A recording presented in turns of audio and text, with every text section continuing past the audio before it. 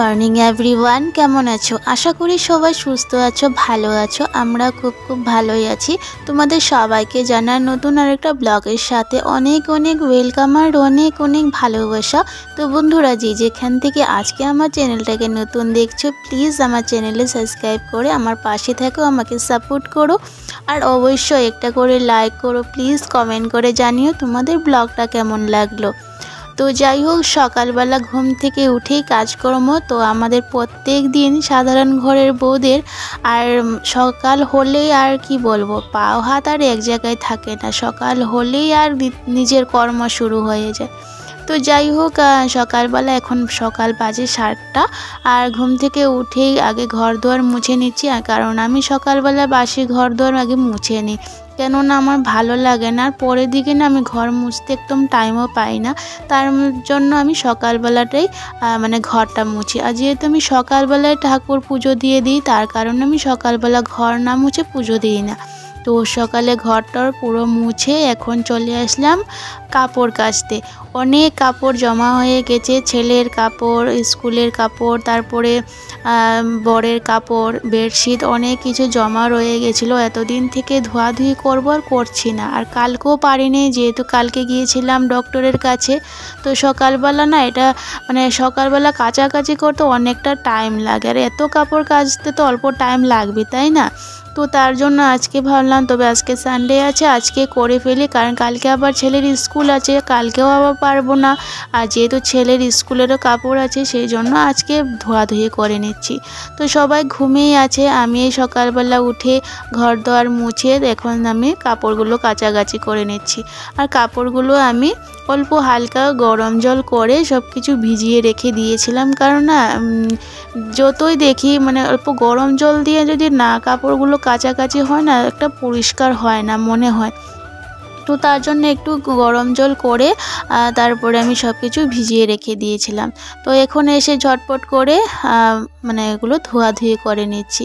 তো যাই হোক, আজকে সকালবেলা থেকে তোমাদের সাথে ব্লগটা শুরু করছি। সকাল থেকে যা করব সব কিছুই শেয়ার করব তোমাদের সাথে, কারণ রবিবার বুঝতেই পারো সবার রবিবারে বন্ধ থাকে, সবাই সবার ঘরে থাকে, কিন্তু আমার আর তেমনটা নয়। আমার প্রত্যেক দিনে যেমন রুটিন তেমনটাই। আমার বড়ের আজকেরও অফিস আছে, তো তার জন্য আমার আর একই দিন আর হয় না, একই দিন আমার প্রত্যেক দিন হয়, আমার আর আলাদা হয় না। তো তার জন্য না আমার কোনো সময় খারাপ লাগে যে প্রত্যেকটা দিন আমার কিন্তু একই টাইমে ঘুম থেকে উঠতে হয় আর একই কাজ করতে হয়, যে না একদিন বন্ধ আছে, আজকে অল্প দেরি করে উঠবো, সেটা আর ভাবলে আর হবে না। আমার প্রত্যেক দিনে উঠতে, হয়তো ছেলের স্কুল বন্ধ থাকলেও বড়ের তো অফিস খুলেই থাকে, তার জন্য আমার একই টাইমে উঠতে হয়। তো যাই হোক, এই নিয়েই সংসার, সবাইকে খুশি রাখাটাই আমার দরকার। আমার কর্তব্যের মধ্যে যতখানি পড়বে আমি অবশ্যই সেটা করব, যতই আমার হোক কষ্ট। তো যাই হোক, এতদিন শরীরটা খারাপ ছিল না, তার জন্য একটু শরীরটা বেশি খারাপ লাগে এখন। তো এই দেখো, আমার পুজো টুজো কমপ্লিট হয়ে গেছে, স্নান টান করে এসে পুজো দিয়ে দিলাম। বললাম আমি সকালে পুজো না দিলে ভালো লাগে না। আর এদিকে বসিয়ে দিয়েছি লাল চা। সকালবেলা আমরা লাল চাই খাই, তো যেহেতু আমার মাঝে মধ্যে খাওয়াই হয় না, মাঝে মধ্যে কি আমি প্রায়ই খাই না চা, মাঝে মধ্যে হয়তো কোনো দিন খাই। আর এদিকে ভাত বসিয়েছি, আর এদিকে ডিম সিদ্ধ করব বলে রেখেছি, তো আলু দিয়ে ডিম সিদ্ধ বসিয়ে দিয়েছি, তো ডিমের ঝোল করব তার জন্য। আর এখন চলে আসলাম ছাদে কাপড়গুলো মেলে দিতে। তো ভাবলাম কাপড়গুলো মেলে দিই, আর যেহেতু গরম কাপড় আছে ছেলের স্কুলে, তার জন্য এগুলো মেলে যদি সকালবেলা না দিই না, এখন কি বলো তো, ঠান্ডার দিনে কাপড় শুকাতে অনেকটা টাইম লাগে। তো তার জন্য সকাল সকাল ধুয়ে দিয়েছি, যাতে কাপড়গুলো শুকিয়ে যায়। আর স্কুলের কাপড় তো আমার শুকাতেই হবে, তার কারণে সকাল সকাল মেলে দিতে আসলাম। ভাবলাম ডাল ভাতটাও হতে থাকুক, তত সময় আমি কাপড়গুলো মেলে আসি। আর এদিকে ছেলেও দেখলি সঙ্গে চলে আসলো, ও যদি দেখতে পেলো আমি ছাদে আসছি ছাদে যাবে, নিচে যদি দেখলো নিচে চলে গেছি নিচে চলে যাবে। ওর সারাদিনের ধ্যান থাকে মা কোথায় যাচ্ছে কোথায় যাবেও। আর ঘরে থাকলে তো বুঝতেই পারো কি পরিমাণে উৎপাত চলে, আর ও সবসময় খালি ঘুরতে যাবে, কোথায় ঘুরতে যাবে সেটাই একটা ঘরে থাকলে বলবে খালি ঘুরতে যাবে। তো ঘুরতে খুবই পছন্দ করে সত্যি। তো আমাদের তো দেখো সবসময় সময় হয় না, মাঝে মধ্যে হয়তো কোনো দিন বরের সময় হলে নিয়ে যেতে পারে। আর আমি একা করে ওকে আর নিয়ে যাই না, কারণ ওর এত উৎপাত, তো একা করে নিয়ে যাওয়া সম্ভব হয় না। তো যাই হোক, এদিকে কাপড়গুলো চলো আমি আগে মেলে দিই। আর বাইরে একদম দেখতে পাচ্ছ রৌদ্র উঠেছে পটপটা, ভালোই লাগছে। আর ঠান্ডা দিনে রৌদ্র গায়ে লাগলে এতটা আরাম লাগে, মানে কি বলবো, মানে মনে হয় যে রোদের সামনে থেকে সরে আর যায় না, এখানে বসে থাকে। আর এই রৌদ্রটা যদি গরম দিনে লাগতো, উফ, তবে তো আর কি বলার মতো নেই। তো চলো আগে কাপড়গুলো মেলে দিয়ে দিই।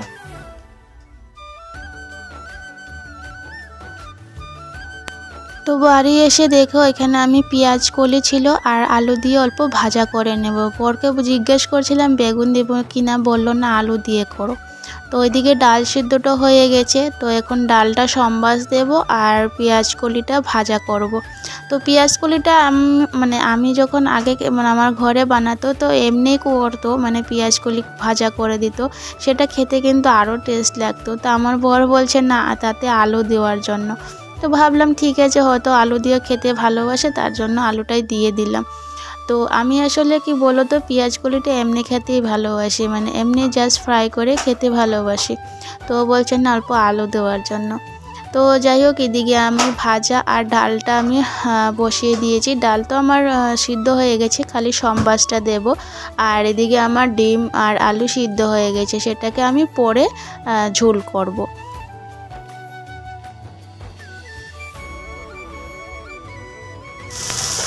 তো দেখতেই পারো ভাজাটা আমার হয়ে গেছে, আর বেশ ভালোই লাগছে দেখতে, হয়তো খেতে আরও ভালো লাগবে।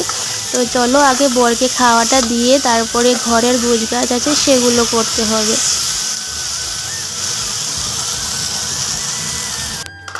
তো বরের খাওয়া দাওয়া দিয়ে বর চলে গেছে অফিসে, আর এখন আমি ঘরের গোছগাছ করব। দেখতেই পারছো সকালবেলা বিছনা জাস্ট মশারি তুলে এমনি ঠিক করে রাখা, কিন্তু আর বাকি বেড কাভার এইসব কিছু আর মানে ঝাড়াঝাড়ি কিছু করা হয় না, কারণ সকালবেলা এতটুক টাইম হয় না। সকালবেলা আগে রান্নাটা সেরে ফেললে, ওকে খাওয়াটা দিয়ে দিলে তবেই একটা নিশ্চিন্ত, তারপরে আস্তে ধীরে কাজ করলাম। সারাদিন ছেলেকে নিয়ে যা যা কাজ করা সেগুলো করি। তো ওইদিকে এখন আমি বিছনাটাকে ঠিকঠাক করে নিচ্ছি। কালকে না পরশুদিন তোমরা দেখতেই পেয়েছো আমি বেড কভার চেঞ্জ করে নিয়েছিলাম, তো এখন তার 2 দিনের জন্য দরকার নেই। তো যাই হোক, আমি এদিকে বেড কাভারটা ঠিকঠাক করে নিচ্ছি। আর আমার ছেলের কিন্তু আজকে স্নান কমপ্লিট, কেননা সকাল সকাল পটি হয়ে গেছিলো। তো ভাবলাম তবে একসাথে স্নানটা করিয়ে দিই, আর ঠান্ডার দিন তো ভাবলাম তবে স্নানটা করিয়ে দিই, সারাদিনের শরীরটা গরম হয়ে যাবে। তারপরে না দুপুরে 12টা 12:30 স্নান করতে গেলে ওরও একটু ঠান্ডা লাগে, যেহেতু ওর মানে সর্দি কাশি পেয়েছে।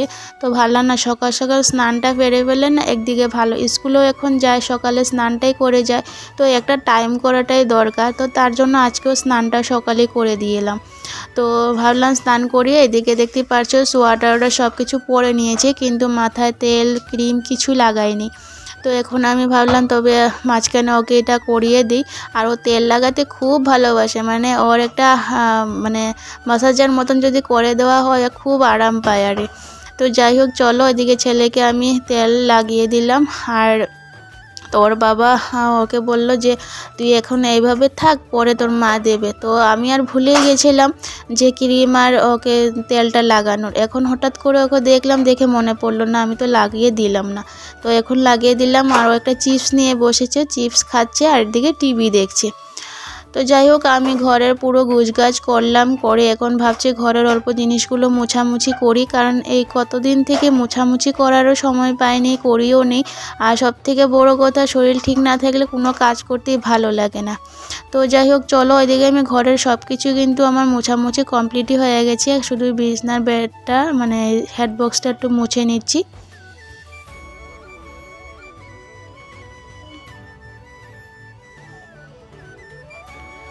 তো চলো, ঘরে সম্পূর্ণ কাজ কমপ্লিট, এখন রান্নাঘরে আবার যাই। আর এখানে দেখতে পাচ্ছ ছেলের জন্য আপেল সিদ্ধ করেছিলাম। তো আপেল সিদ্ধটা ঠান্ডা হতে রেখেছি, আর ও না আপেলটা সিদ্ধই খায়, এমনি খায় না। তো তার জন্য আপেলটা সিদ্ধ করেই দিতে হয়। আর এদিকে ডিমটা ছুলে নিচ্ছি, মানে কুসাগুলো। আর এদিকে আমার ডিমের জন্য এখন খালি ঝোল বানাবো। আর আজকে বন্ধুরা ব্লগটা তোমাদের সঙ্গে আর বাকি কন্টিনিউ করতে পারিনি, হঠাৎ দেখলাম আমার সিলিন্ডার মানে গ্যাসটা শেষ হয়ে গেছে। তো এমনই বিপদে পড়েছিলাম, কারণ গ্যাস বুকিং করার পরেও আমাদের গ্যাসটা আসেনি, তার জন্য আমার অনেক অসুবিধা হয়েছিল। তো যাই হোক, আমার বর তারপরে অন্য জায়গা থেকে জোগাড় করে গ্যাস এনেছে, তারপরে রান্না করতে পেরেছে। তার জন্য আর ভিডিওটা কন্টিনিউ করতে পারলাম না। তো যতখানি করলাম কেমন লাগলো অবশ্যই কমেন্ট করে জানিও, ভালো লাগলে অবশ্যই লাইক কমেন্ট শেয়ার করো।